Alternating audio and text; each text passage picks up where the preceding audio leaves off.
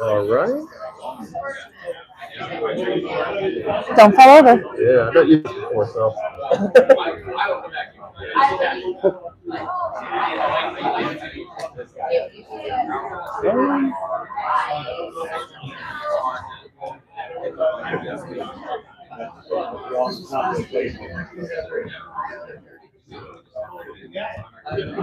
That does not bode well. It's okay. The tripod is strong enough.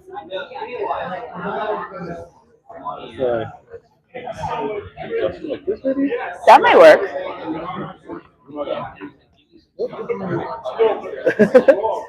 It's okay. Don't be nervous. This is an educational experience for both of us. Yes. Everything's fine. I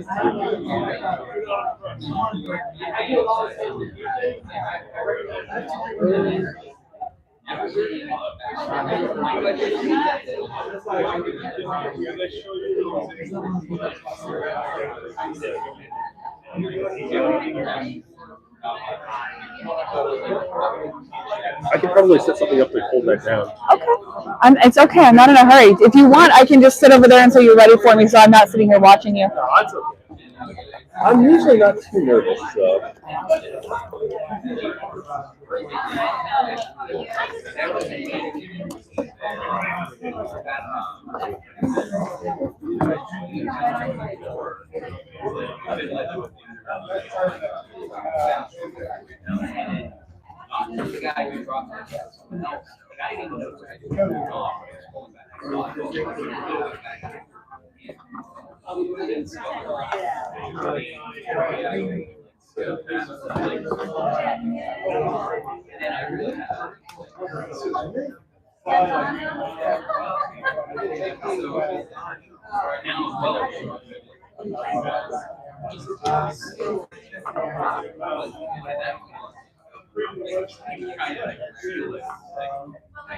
Oh, there we go.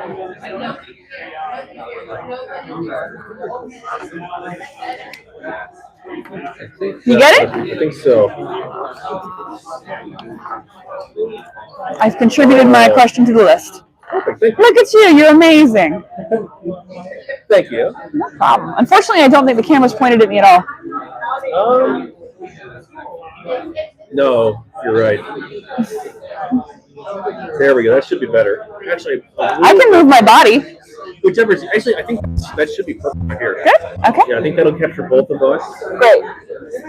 And then I've also got a Nerf gun if I need it too. Oh, these things happen. I can't hold you accountable for that. All right. All right. And do you want to go by your character name or your real name? Character name's fine. Okay, I'm Kevin. Rulea. Nice to meet you. Rulea? Rulea, with an R. Rulea. Yes. Okay. We're going to. Oh, that's. Wait. I'm sideways. We are indeed sideways. I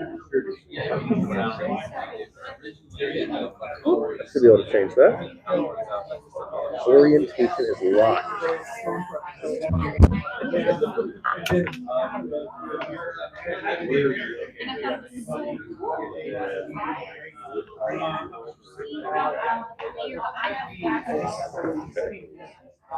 Orientation is locked.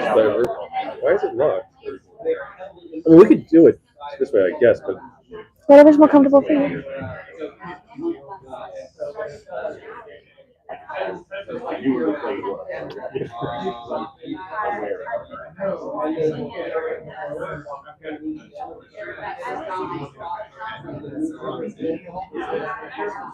prefer the sideways. I prefer it to be landscape. Sure. Well, whatever is good for you. Whatever's good for the goose is good for the gander. I'll be a gander. I do apologize. Oh, you're fine. You're fine. I'm married to a musician. I'm used to technical stuff.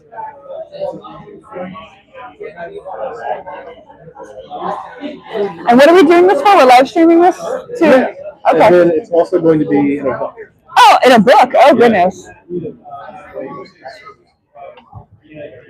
Don't say mean things about me in the book. Be like, she was super patient and really nice. You Never once threw a rock or anything at me. We'll try it this way.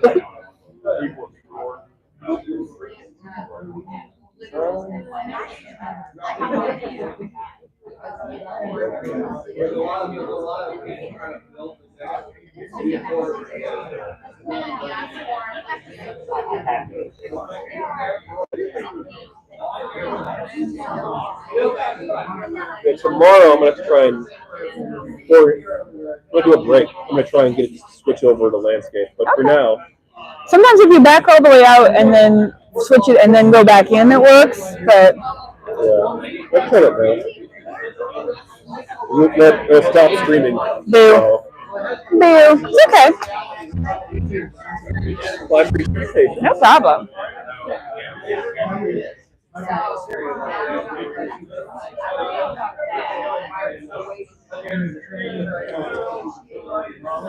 Okay. All right. I think only you're in the cam. I am.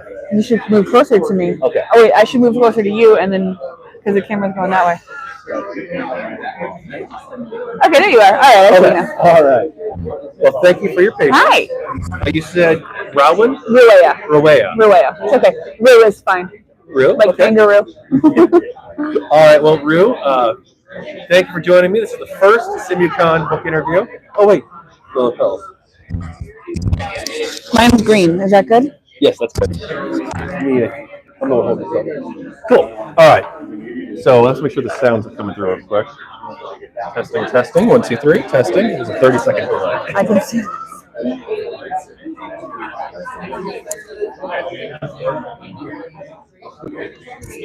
It's not like the world's greatest audio quality, but it is coming through. It's okay.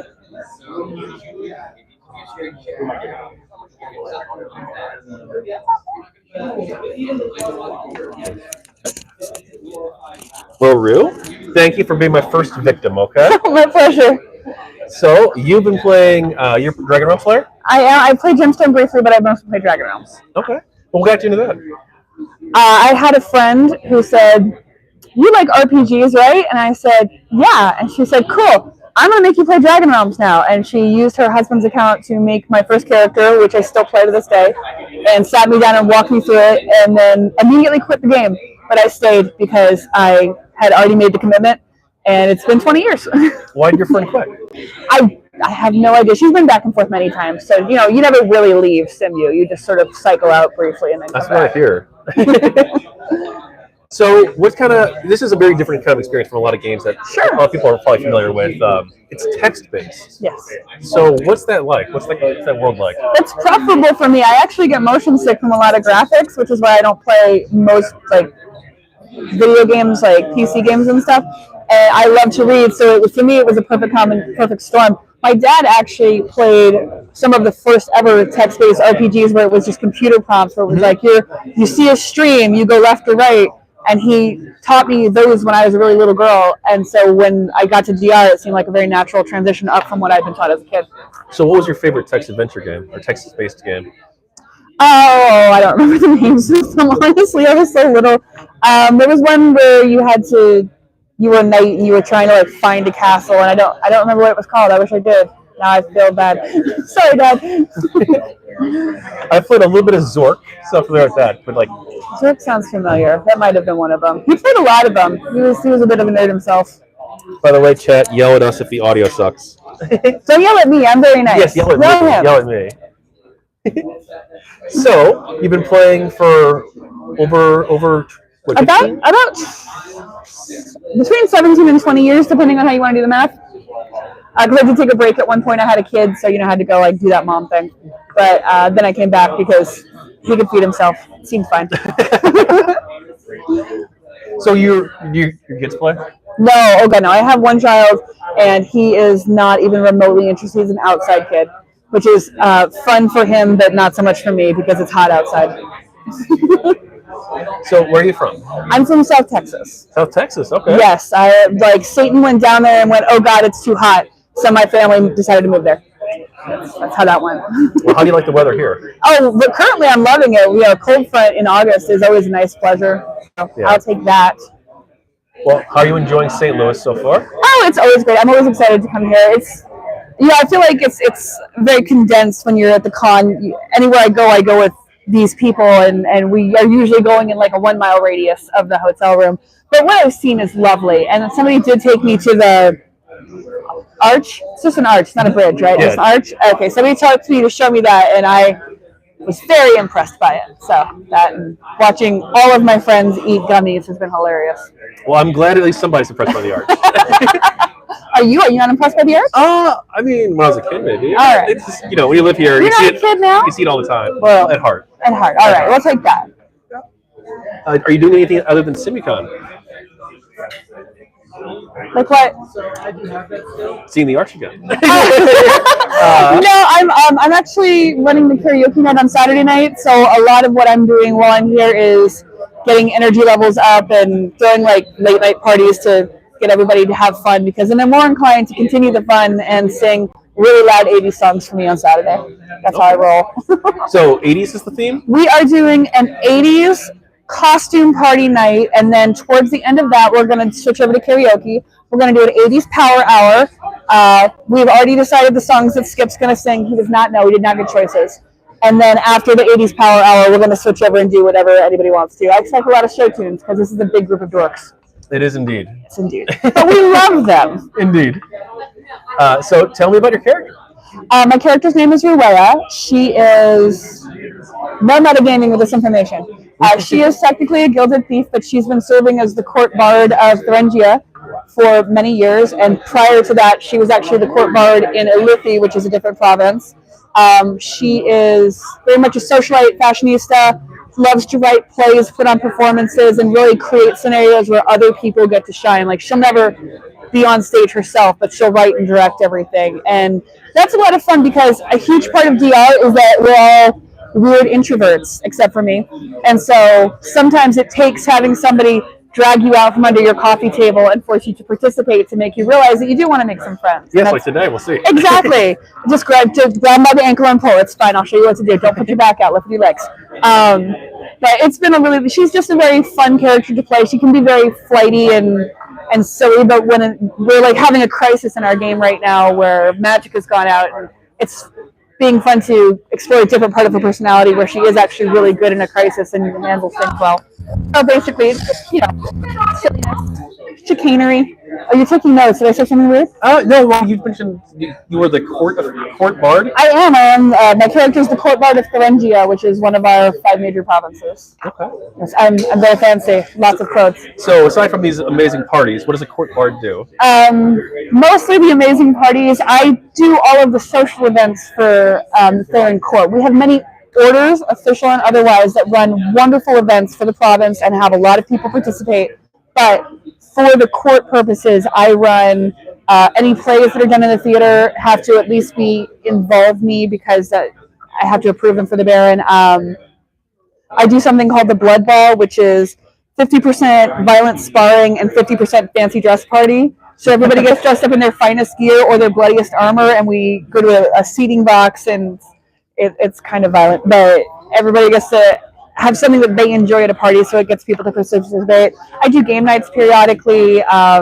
We do things with other provinces to get people to mingle more, because people can get very secular in their one area. I'm sure that happens in GemStone too. I've only played a little bit. Well, people will get to where they like to be in the game, and then they'll never move again. And so this way you can lure them out. It's exactly as fun as it sounds. Unlike that blonde witch from Hocus Pocus, where I sing the song and everybody comes out, except that it's just I've not seen Hocus Pocus. Oh my god! Do you have a mother? I do. Do you want me to talk to her? I'm sure she's seen it probably. I know. That's why I want to talk to her, because you should have. I'm just saying. Like, I'm not judging you. I'm judging her. I hear it's quite the cult It's classic. wonderful. Do you have Disney Plus? You should watch it. I do not have Disney Plus. I don't have any streaming service right now. Because I'm too busy doing my own streaming service. You are amazing and fascinating and terrifying simultaneously, sir. I love it. I love all of this. So fashionista. Fashion, yes, That yes. sounds weird to some people because, like, it's all text-based. How are you a fashionista? Well, in a game like DragonRealms and GemStone as well, you have the ability to take your basic items like a pink dress, and with the help of a GM who is playing an NPC, you get to go in and add rare materials to it and customize the design and make it something that really reflects the personality of your character. My character, for example, loves clothing. So I think the final number was 280 custom dresses and then jewelry sets to match everything, and they're all original alterations that I've written. And then I also am so lucky that the GMs allow me to help during our festivals, and I'm able to help people write their pieces that they go in and get customized with the GM so that people are able to get more done quickly. And really, it's just a really fun time to make people think about what their character is. People will come to me and say, well, okay, well, I want a sword. And then I get to ask them, okay, how did you get the sword? Was it stolen? Did you buy it? Did you make it? So it's all character created. Yeah, it's all character reflection, because a piece that your character is carrying around should be like a piece for yourself. Like, you picked your glasses because you liked them and they suited your face, not because they were the first pair that you saw. I assume. I don't know your life. No, I don't know your life. More or less, I guess. Yeah. In DR, it's very much the same way, where when we're getting a piece made, you have to stop and think about what your character is going to do with it, where they're going to wear it, how often, what materials. If it's a ranger, do they really want to be wearing the finest silks, or should they be in leather? And that kind of detail-oriented designing can help build a character out, because it forces you to think past where you've already gone with it. And sometimes, I think last year they did like player portraits. Yes. So you can actually get your character drawn to see what it would look like, or what some people interpret it look like. Yes, and they're actually, I think, doing them again this year. Okay. I think they are. Don't hold me to that. If they are not, please don't hit me or anything. I'm very delicate. So delicate. You can tell by looking at me, right? I don't hit you. I'm certainly not swarthy looking. It's all right. All right. Sorry, am I saying weird things? Plays. Oh, yeah. What are these? Oh, I write fully scripted plays where it's got multiple characters. Let's see, the biggest one I did, we just call it the Paladin play at this point. But it was actually a historical review of the Paladins Guild, how it was formed, the battles that they've been through, the creation of the code, things like that. But I was able to do it through the eyes of somebody joining the guild. So I wrote this whole play out with, I think it had 8 or 9 different characters in it, and a lot of the people that were in the play are here. And it was a really fun way to get everybody to take a night off from training and watch an acted out performance that gave them more history about the game. Because one of the hardest things if you're coming into a game like this is with so much history. We've been doing this since 1992. Yes. And so how do you get caught up? And plays are a really fun way to incorporate real history from the game into an even more fantastical setting, if you can imagine. So Alanthea is the world. Yes. Am I saying that right? Alanthea. Okay. And that's both Dragonstones and Gemstones. So. Yes, Gemstone happened several hundred years in the past. I'm the future. I'm sorry, Gemstone. It's going to go downhill. We blew up their moon. A dragon came down. Now we have cat people and Rakash. Well, if you have cat people, maybe I should switch out the lanyards. I don't know. You know what? I can find you a cat people for your lanyard. I don't know how that's going to work, but we'll make it work. Okay.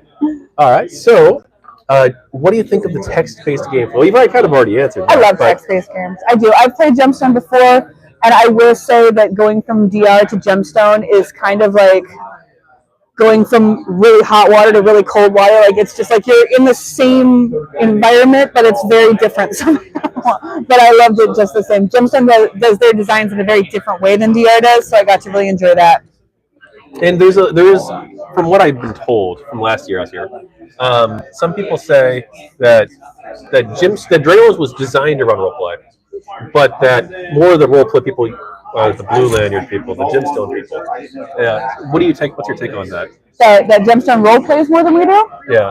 Oh, I strongly disagree with that. I think that Gemstone has a lot more GM-led support scenarios, led RP scenarios, and we have fewer GMs, so we have to do a lot more player-led stuff, and that at times can reduce the amount of RP that's happening, because, do I want to get involved in this guy's personal drama, or do I want to go hunt something, and you pick what you choose. But everybody that I know is really committed to creating situations for role play, creating really in-depth characters, and working together to create a strong RP community. I will say that Gemstone has a lot more planning involved. Like DR is just constant improv. We never know what we're doing from one second to the next. We're figuring it out. Gemstone is more structured, and they've really thought and worked together how they're going to do certain things. For example, in Gemstone, the one thing that really surprised me was that you guys don't PvP at all. No? Is that even a feature of the game? It's a feature, but when they are going to PvP, they talk about it first. Like, they'll be like, hey, I want to involve my character like this. I wanted to involve viewers like this. They get consent from everybody behind the scenes, and then they bring it into the game. Whereas in DR, you might just get stabbed in the face. Like at any given time. Right now, I might get stabbed in the face. I'm not even logged in. Wait, so they can attack you when you're logged out? No. I'm not like personally. Oh, okay. Somebody might just come stab. You never know. It's been a long day. Well, this crowd. We'll see. They're crazy people, and I love them. That's why I wanted to come back. You coming back? You coming back to DR? No, that's why I came back too. All right, okay. Yeah, I'm very much an outsider. Do we need to enchant you into DR with the siren call of our lovely ladies or gentlemen, depending on your preferences? You can try. I generally succeed at what I try at. Okay. All right. Well, we'll see how the night goes. We're gonna make this happen. All right. So role playing. Oh God. Sounds like it's more up your alley. More up my alley, yes. That's my jam. I don't do the PvP. I don't do the hunting. I don't do the training. I'm just there for the role play and the clothes.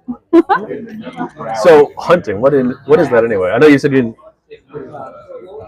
He's thrown his pen, just so you know. He threw it to the side. Yeah, like 3 minutes ago, but I was too embarrassed to get up and move it. So, he could have just used one of these markers, and I would never have told anybody. It's okay though. Hunting for DR is both how we increase our ranks and learn our skills, as well as earn money, because the critters drop money, drop skins, drop boxes that you can pick and get treasures out of, gems, whatever. And so that's how we amass wealth in DR, unless you do it like I do, where you just either marry rich or sell a bunch of clothes. Well, marriage, that is a mechanic in the game, very much so. We do have a DR marriage mechanic, and it's really fun. I think we were all just sitting over there counting how many times we'd all been married in the game recently, and I think for most of it, it actually outstripped how many times we've been married in real life. And it's hopefully not too much. No judgment. Yeah, maybe it's their logic. Do they want? I don't care. Exactly. So, what is the marriage? What is it like to marry a character? Is it just like you're a lifelong committed to this person, or is it? Well, nothing's. That's not true. There are lifelong commitments. Okay, so the actual mechanic of marriage in game is you get something called a kiss rose from a cleric. And it's a magical rose, and the first person kisses it, you hand it to the second person, and they kiss it, and then your status in game changes to bonded, which means that you are able to utilize certain game mechanics, so you can sense your partner. If you focus on your partner, you can see physically where they are. You can unlock some higher tier affection mechanics like kissing and hugging, and just general smushy stuff. And it also modifies your consent for PvP and other things. So if I'm PvP open and you're PvP open and you attack me and my husband is also PvP open, he can come kill you. Okay. Whereas, and same for guarded and closed. It just creates a scenario where if there's a justifiable reason, a spouse can retaliate for harm against another spouse. Gotcha. Okay. Yeah. So, are you married in the game? No, I'm real good at getting married. I'm not real good at staying married in the game. What I've come to the conclusion of is I just like to be a little bit of a train wreck by myself. It's okay. I like to flirt and have fun. No desire to make anything serious because I have a kid. I'm in and out. I don't want to make somebody wait for me, and I don't like to wait for other people. Oh, makes perfect sense. I hope so. So, do you use the erotic roleplay in the game, or do other players? There is ERP in the game. We don't advertise it and we don't publicize it. But if you are in a room with a door that locks, which is like a private home or an in room, something like that, what you choose to do is your business, as long as it's all consensual and everything stays consensual. That's the consent is the big word in that conversation. And we have people where I'm sure that's primarily why they play, and then we have people that don't partake of that at all. So it's just really about what your preference is and making sure that you set your boundaries in terms of what you communicate with people. It seems like a very underground kind of. I mean, it's just like sex in any other scenario. Yeah, we all know it's happening, but it's not necessarily dinner table conversation. Right. Well, it is convention conversation. It is, I mean, the drunker we get, especially. Okay, all right. The vodka flows freely. What can I say? It's like the spices, just the vodka's flowing freely. The spice must flow. The vodka must flow. It must, if we're going to have this conversation. All right. Maybe we'll circle back later tonight. Love it. So you don't do PvP, you said, too much in the stuff? Or? I host a lot of PvP events. I attend a lot of PvP events. I personally don't like to engage in PvP because part of the personality of my character is that she is not someone who gets her hands dirty. Like, her constant joke is like, if I need to kill somebody, I'll pay to have it done. Because, like, why would she stain her clothes with your dirty, nasty blood? Like, right. Well, you're a bard, so. I am, among other things. I have fun. Socialites. She is a socialite. And one of the most fun parts of it for me is that she has built a pretty strong relationship with a bunch of other players. Like, she has a good community around her. So I don't think if I ever had to actually really get into a PvP scenario, I don't think I would even get to do it. I think someone would just jump in before it even got to be my turn, which I'm fine with. I have no desire to. I'm against violence. I'm so gentle and soft. Well, the future of the game. Oh, are you asking me or are you telling me? I'm asking you. What do you think the future has in store? What do you think, player-wise, company-wise, everything? I think that in the last couple of years, the way that the management structure has changed and the amount of support that's now being given, Skippy is great, to our SGM and to our PGM, Nora, and the rest of the community has helped rebuild a lot of the good faith that we all had in the game. And we love our GMs, we love the community, but when you're playing for 20 years, sometimes you want things that aren't necessarily possible. Sometimes you feel entitled to things that you aren't necessarily entitled to, and sometimes they want to give you those things, but the time or the opportunity isn't there for them. And in the last few years, we have seen a huge surge of love from our staff, reminding us they do very much care about us. They do want us to keep playing. They do want the game to continue to succeed. And I think that as long as we continue that healthy communication between our staff parties and our player base, that the player base will stay at least stable, and hopefully now that we're starting some new marketing and advertising, bring in new players, because we do get new players. We get straight up noobs all the time. I'm a mentor. I'm part of the Mentor Society. So I get the privilege of going and helping people learn how to play DR. And I remember so clearly opening the game and being like, I don't know how to do anything. So I get to keep that perspective in mind. And as long as we've got a welcoming community and we're building and bringing people forward, I think that we have the chance to continue to grow and be a great game. That's awesome. I think so. How do you feel about the monetization?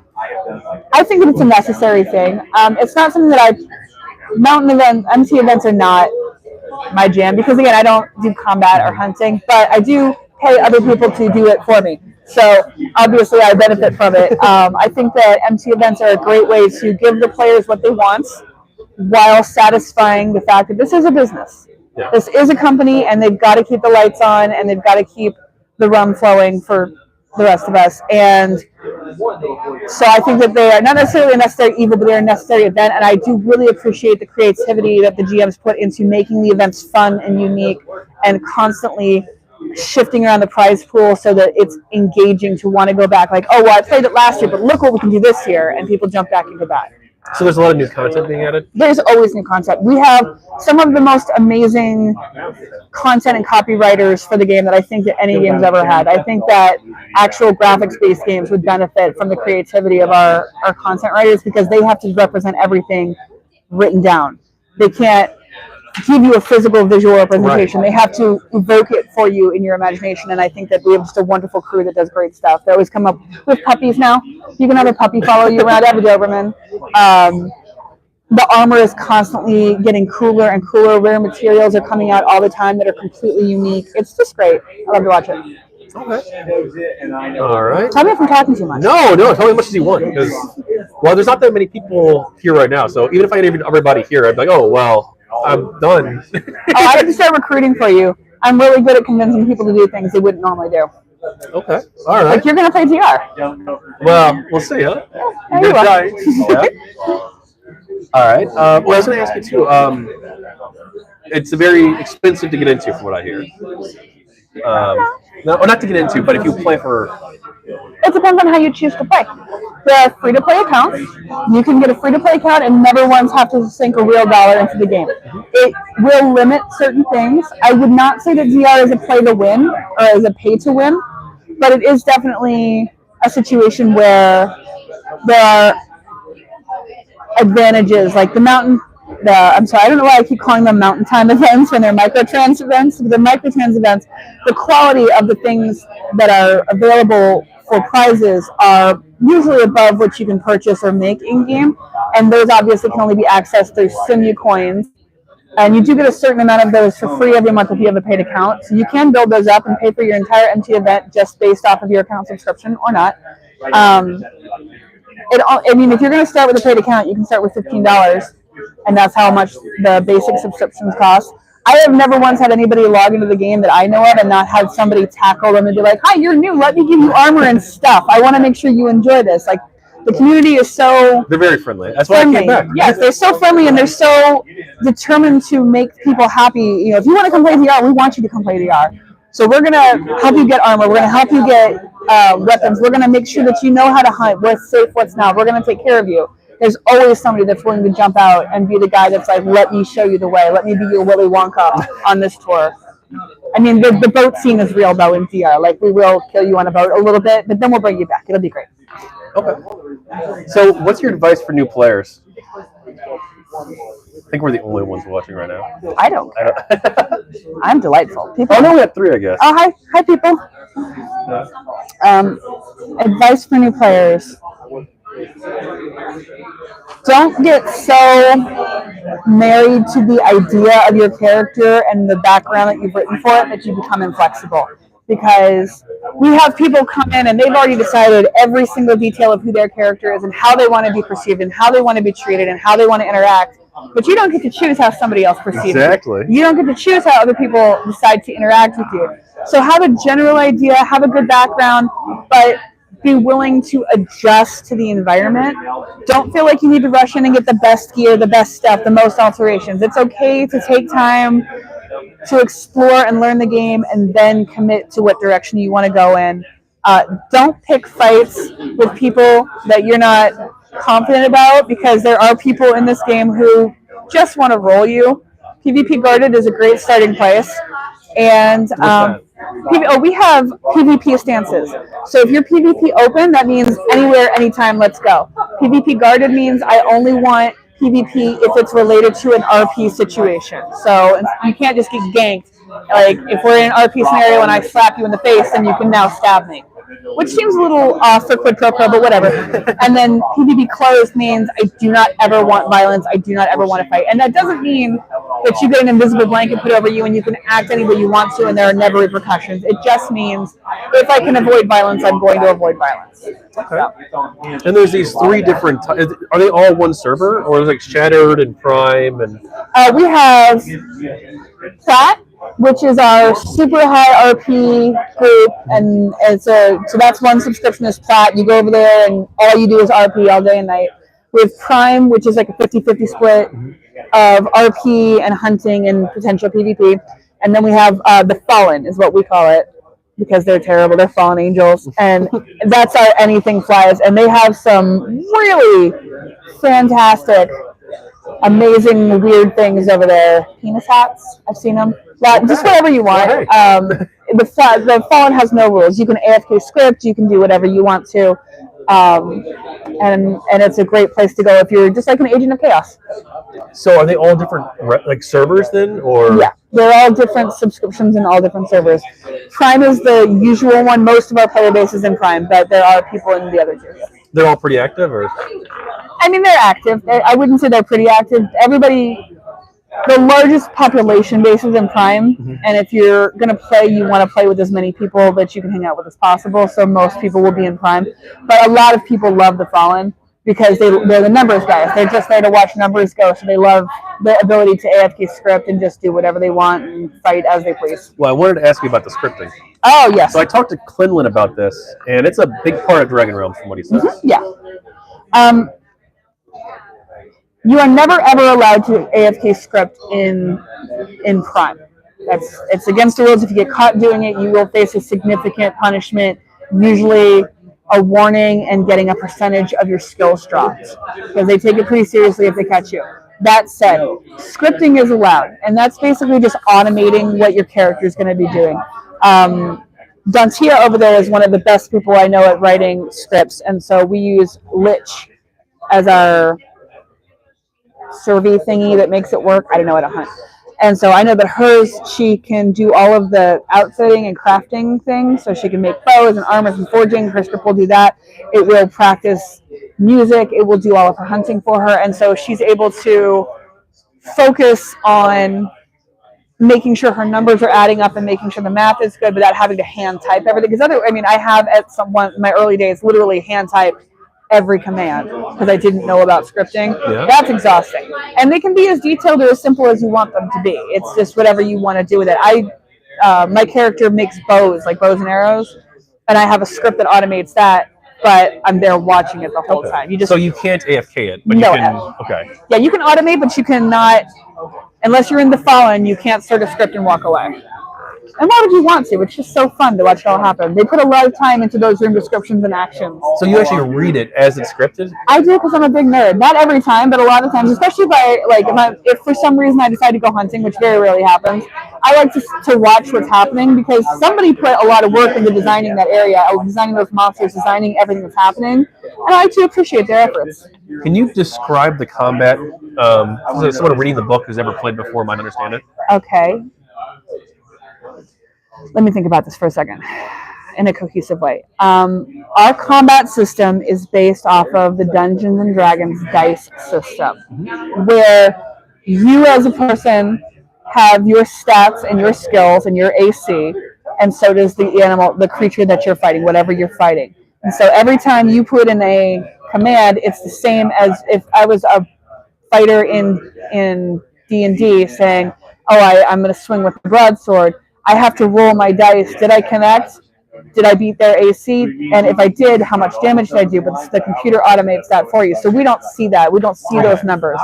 I know that in GemStone you do see the numbers as they roll out, but we don't see that at all. We keep it all behind the scenes to keep our immersion level.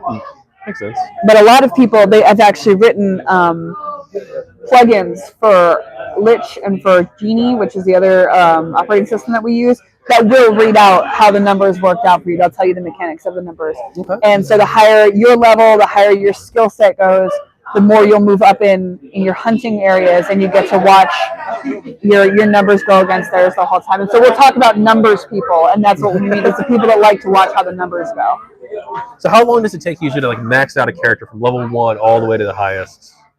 If you're going to go from Circle 0 to Circle 200, I believe the fastest it's been done without AFK scripting is about 18 months. And that is incredibly fast. It used to take 10 years to get to 150th. What? But we used to have something called wall ranks, which is your 4 ranks, like your 4 rank skills would go up normally, and then the 5th one would take 10 times as long to achieve. So it was like every 5th rank took 10 times longer than any other rank to achieve. Okay, so it's exponential basically. Yeah, but we got rid of wall ranks a while ago. So now it goes a lot faster. And they've streamlined a lot of things. And there are mixed feelings on that. Some of the old heads are like, oh no, you didn't work for it. And the new people are like, can we just enjoy the game? So it just depends on what you prefer, I guess. What do you prefer? I prefer silk and very expensive jewelry. Not a PvP. The numbers don't really matter to me because I'm not there for that. I honest to God don't even know what my character's skill levels are. I'm so sorry. I know I'm not a great person to talk to for that. But there are other people that I'll make talk to. It takes all types for the game. So yeah, I'm here for the fun, not for the sweat. Good enough of that real life. Any wild stories from the game?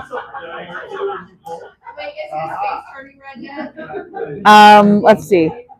When my character was put on the Ilithi court, I was very new to the game. I had been playing for maybe 6 months, and it just worked out that I had the exact skill set and personality they were looking for, and it worked out really well for us. The Lithi court, you said? Yes, that was the first court she was on. She's been on 2. So different province. And so I'm new to the game. I really am still learning the mechanics. I'm still learning the lore. I'm not up to date, but I'm good at writing plays and putting on contests and game nights. So that's what I'm there for, and I'm learning as I go. People were very helpful. And then one day, the court advisor says, hey, we have to go to a meeting with the Ferdal, which is like the queen of that territory. And I was like, okay, cool. And we go up onto a mountain, and a literal dragon showed up. And the thing about DragonRealms is there are no dragons. There are no dragons. There's no dragons. There are no dragons in DR. There are no dragons in DR. And a literal dragon showed up. And I'm a new player, and I have to say that the GM that was running this event was so phenomenal that it was the first time I ever clicked out of myself and was just there as my character. It was so immersive that like I felt terrified for her. And that was what really, really got me into the role-playing aspect of the game, was this dragon came, and it was so magnificent, and it was so immersive and creative that it completely changed my perspective on how I wanted to play my character and how I wanted to play the game. So this was not like an in-game dragon? Yeah, it was? Yeah, it was an in-game dragon. Oh, so they added one just for this experience? They added it. We have always known in-game that there is at least one dragon.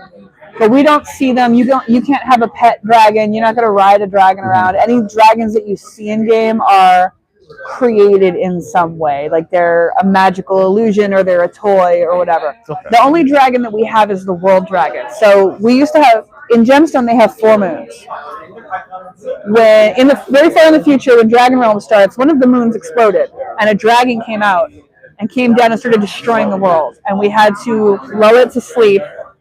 And one of the gods is still there playing the harp for it to this day to keep the dragon asleep, and that's why we're DragonRealms, is because the whole world changed because the dragon. So it's not like you're going to encounter them. No, you're never going to encounter a dragon, and then all of a sudden there's this dragon, and we're like, nobody knew what to do, and it was crazy because I would play with these people that had been playing for 20 years.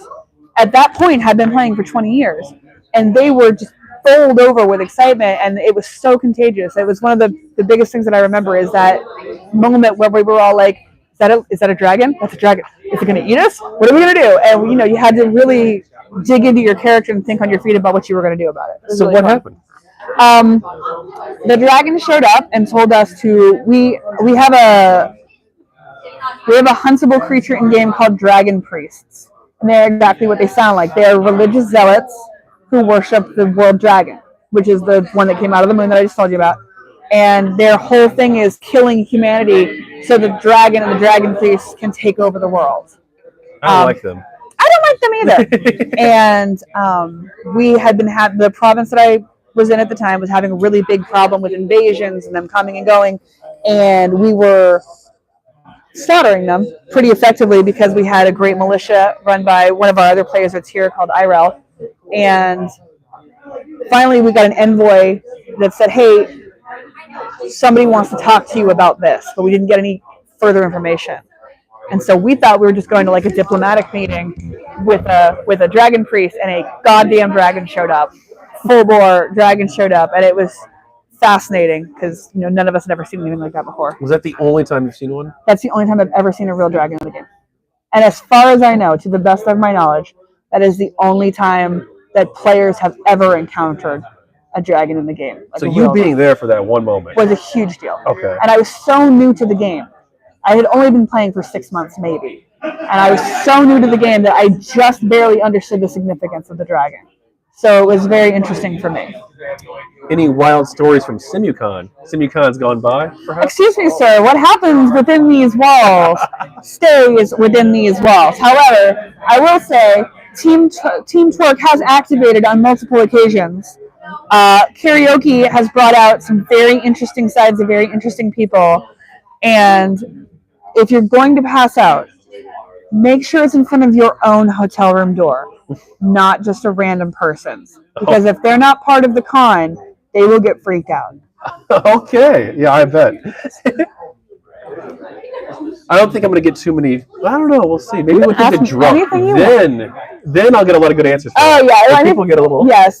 Well, loose lips sink ships. Yeah. So I'm going to get kicked out of this convention by the time we're done. I hope so. You've recorded too much. You've heard too much. Like, you gotta go. Sir, and you're live streaming it, which is even more dangerous. Like people are going to find out all of our little secrets now. Yeah. Your political views are. Well, the election's coming up, so I wanted to have some good. I'm also a political live streamer. Oh, okay. So this is way off my normal topics, but political live streaming. I am from Texas. I was raised traditional Republican. I am fiscally conservative and socially liberal. I don't believe in party voting. I think that party voting is how we ended up in this situation. You should be voting for the politician who has the best policies for the country and for the people of this country. And that means everybody that lives here. Okay. So, who are you voting for then? Obviously, I'm voting for Harris. Okay. Yeah, me too. I personally feel that if you are old enough to claim Social Security, you should be winding down your career choices. And president should probably not be on your future list. If you've not achieved that by 65, 70, it's okay to stand down and let the next generation take over because allegedly they raised us. So we should have at least some reflection of their values in there somewhere. Well, you should hope so. What's the point of having children and raising us if you don't trust us to do what we're supposed to do when we're old enough to do it? I'll be spicier. You'll be spicier? I'll be spicier. I'll say I'm not voting for Trump. I'm voting against Trump, really. I would, because of January 6th. I would vote for my dog before I voted for Donald Trump because I think that he's mentally unstable. However, that said, if in the next election an amazing Republican candidate shows up who satisfies my requirements for the office and outweighs that of the Democratic nominee, I will vote Republican. I don't believe in party voting. Yeah, I mean, I'm not really a party voter either. I would have voted for Haley maybe over Biden. I don't know. It'd be a tough choice for me. I would have voted for my cat over Biden. I would have voted for this lanyard over Trump. If those are the two best options we have, we're in trouble. But I think that Biden was a wonderful transitional president, and that's what he said he wanted to be. He wanted to be a transitional one-term president, and I respect the hell out of him for putting the needs of the country against his pride. Yeah, I agree. Because that is something that a lot of politicians are not capable of doing. It's their pride gets involved, and it outweighs their commitment to the people of this nation. Okay. Your top issues this election? I would like to retain the ability to vote and make the choices about my uterus. Those are pretty big for me. Also huge on gay and trans rights because everybody matters in this country, not just the people you agree with, not you personally. I'm not against. Very big proponent of the separation of church and state. This country was founded on that value that you could not be forced to follow anybody else's religion, or that their religion could not dictate your actions, and we need to really get back on that. I also feel like we need to reconsider the budget because the fact that our standing military is so much larger than the next 8 countries combined, but we can't feed the people that live here is a big problem for me.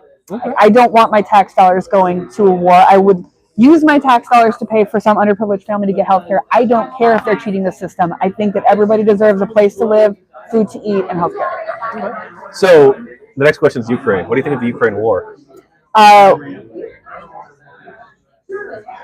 I think that the Ukraine war is an example of what happens when political power goes unchecked and greed takes over.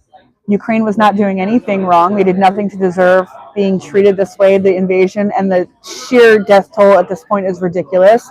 And I feel that the United States likes to act like we're in charge of, what's that, Team America World Police? Isn't that the name of the movie? We're real good at talking that up, but sometimes if there's no oil there to find, we tend to not follow through with it the way that we say that we will. So if there was a moment for us to weigh in on something and say, hey, you need to stop, or we're going to go over there and put boots on the ground, I think that this is one of those times. And if your next question's about Gaza, I feel the same way. It isn't about Gaza. Well, it's about Israel-Palestine more generally, but I think that both countries have the right to exist, but they need to learn to exist peacefully, coexist, and killing children is never the right choice in any situation. Ever. There has never once been a situation where killing children made anything better. Well, I do agree. Well, so do you think Israel's deliberately killing children? The road to hell is paved with good intentions. It does not matter if they're deliberately killing children. They are killing children, and they have to stop. You know, if the choice is intentional, that makes it worse. But they don't get a green card because it was an accident. You don't get excused because you accidentally murdered a child. I mean, you do though, right? It's not a war crime.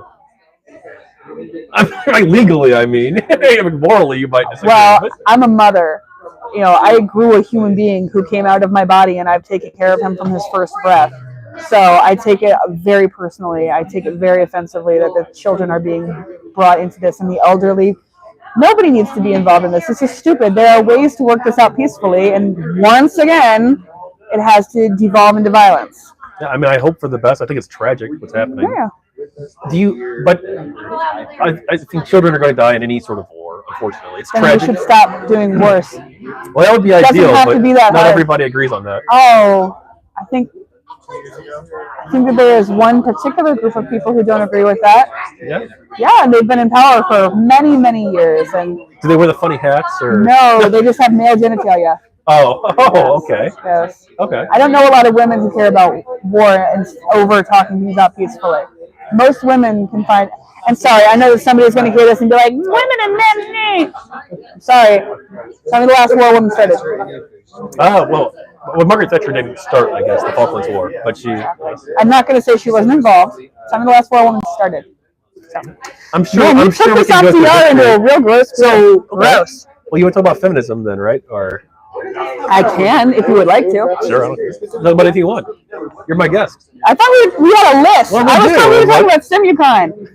We can Sir, move off of this. Trying to lure me into shenaniganizing. What are we doing? Give me the next one. Other muds. Do you play any other muds? No.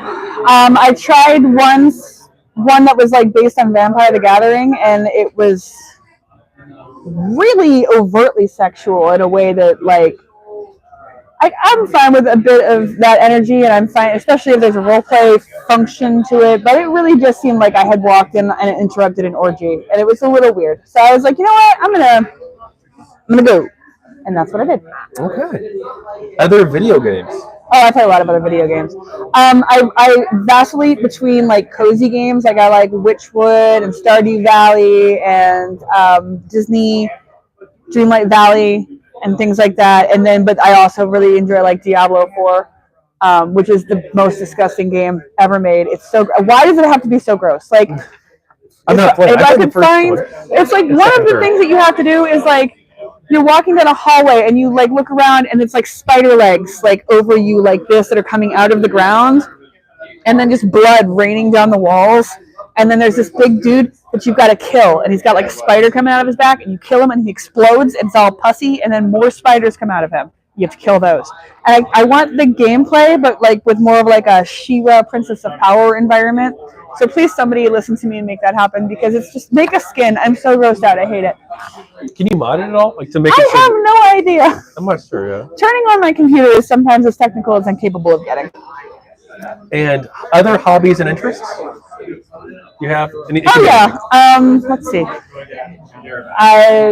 I'm a white woman, so I have to legally say hiking, right? I think that's the rule. I do a lot of needlework and embroidery. I have chickens. I do a lot of animal rescue work, specifically with cats. Cat ladies win. And also just generally causing malarkey and chaos. Just I'm a chaotic neutral by nature. So That's awesome. keeps me Chaotic going. neutrals are pretty fun. I have them in 3 different D&D games right now, which is like a lot. It's like possibly one too many D&D games, but I'm just going to sit with it. Yeah. I understand that. Technically I'm in, I guess, like 4, but I think one of them's never going to happen again. Oh, okay. Yeah, I got you. Okay, so wild cards. You want to pick as many as you want. 1, 2, 3, whatever. Whatever you feel comfortable with. I'll start with one and we'll go from there. Harry Potter. Any thoughts on Harry Potter? That's, well, I grew up with Harry Potter. Obviously, I was right in that age group. I very much loved the game or the books. I didn't like the movies as much, but it had a really big influence on me growing up. And so I actually have a Harry Potter tattoo. I have a Deathly Hallows tattoo on my inner arm. J.K. Rowling's, on the other hand, I firmly believe that she is suffering from some sort of mental break somewhere, for her to have been such an inclusive and supportive person and do such a 180 into being so viscerally exclusionary, that I cannot support her anymore. I will not buy any more merchandise. I will not go to her theme parks. I'm going to keep my books because they're my books and I love them. But I will not. I vote with my dollar, and I will not give her any more of my dollars. Okay. What's the thing that she said that you find the most? She is aggressively and insultingly transphobic to the point that she attacked a female boxer participating in the Olympics, assuming that she was a trans athlete. She was not. She's a biological woman. But you're talking about the recent Algerian. Yeah, the recent Algerian. I forget her name. Amane. Yes, Amane. She's done nothing to apologize or walk that back, and she could ruin this woman's life. People get killed for things like that. Well, probably in Algeria, especially. But her opinion was more important to her than the facts or someone else's safety, and I can't support that. Okay. So, all right. So you're done with Harry Potter completely then? Are you? Unless she does something phenomenal to reverse her stance and do a lot to repair the damage that she's done, I will never give her another of my dollars. Okay. I will not watch any new programs that come out. I will not go to her theme parks. I will not buy her merchandise. So you do separate the artist from the... You don't, right? To an extent. Because I'm not going to go burn my Harry Potter books. You know, they're not Dixie Chicks albums. You know, I can appreciate what Harry Potter was and also recognize that the person that created that good thing did many bad things. Doing one good thing doesn't outweigh the bad things you've done, but doing bad things also doesn't negate the good thing that you did. We're just people. Everybody screws up. Any other wild cards you want to take? I'll take one more. All right. Do you want to pick for me this time? Sure. Okay. Oh, no. Oh, no. You want to pick a different one? No, you can if you want. Yeah, let's pick a different one. All right, I'll do this one. Okay. Two of my godchildren are trans. Okay. And they are the loves of my life. I could not love them more if they were my own children. And that means that I love them for exactly who they tell me they are, and that I support them in being those people. And one of them is on medication to start their transitional journey. It was transmedicationalism is the question. And I fully endorse people being able to make the choices to live in the body that they're comfortable with. Your body is the thing that you're stuck with for the rest of your life. I dye my hair and pierce my ears, and nobody says a damn thing to me about it.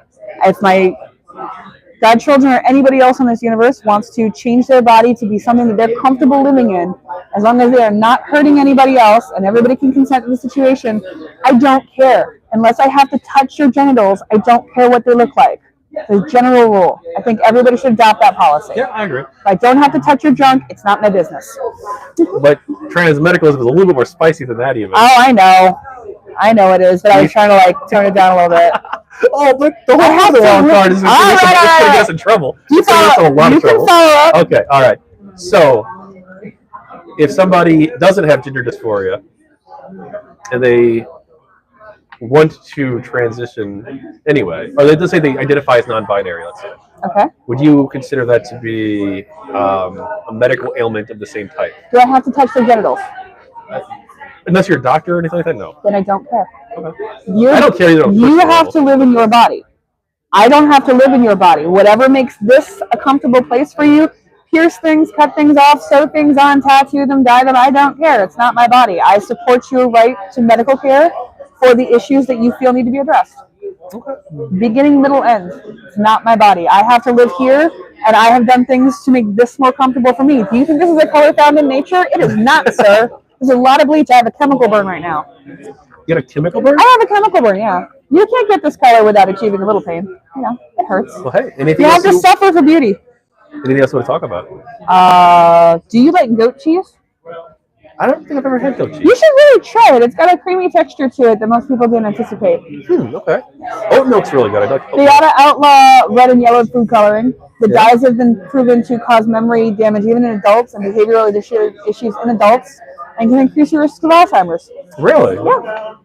Dang, I did not know that. Reading Rainbow. It's okay. I'm here to provide ancillary information. So does the FDA not do anything about that? They have so many other things they're doing things about that I don't think that it's come up on their radar as a priority yet. Okay. Okay. Well, hey, really? Anything else you have? Oh, no, thank you. I think this is wonderful. Thank you for your time. Thank you. Have a good day. Bye. Bye.